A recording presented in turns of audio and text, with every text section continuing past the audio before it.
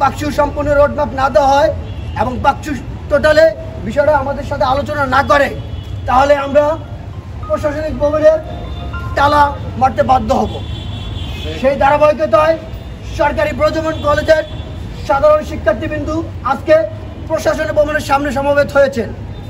আমরা আমাদের বাকসু নির্বাচনের সম্পূর্ণ রোড ম্যাপ না পাওয়া পর্যন্ত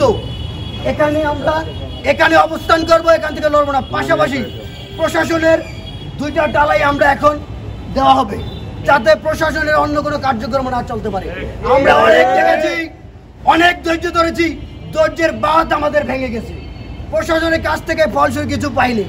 আমাদের প্রশাসন আমাদের শিক্ষার্থীদের জন্য করবে, আমার ক্যাম্পাসের ঐতিহ্য ধরার জন্য করবে, কিন্তু আমরা সেরকম করে বার্তা পাইনি। শিক্ষার্থীরা বিক্ষুব্ধ হয়েছেন। আজকে আমরা এখানেই তালা মারবো।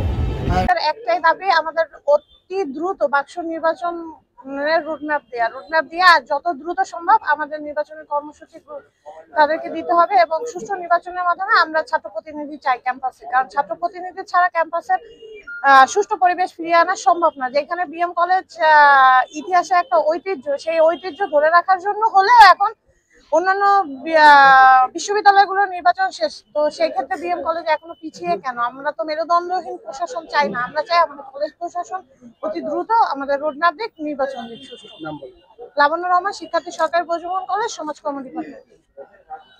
বিএম কলেজে বাকসু নির্বাচন হোক, এর দাবিতে আমরা অনেক আন্দোলন করে এসেছি, কিন্তু বাকসু ছাড়া বা ছাত্র প্রতিনিধি ছাড়া কোনো ক্যাম্পাসই শিক্ষা সুস্থ পরিবেশ ফিরিয়ে আনে না, ক্যাম্পাস চলে না, ক্যাম্পাসের সমস্যা সমাধান হয় না।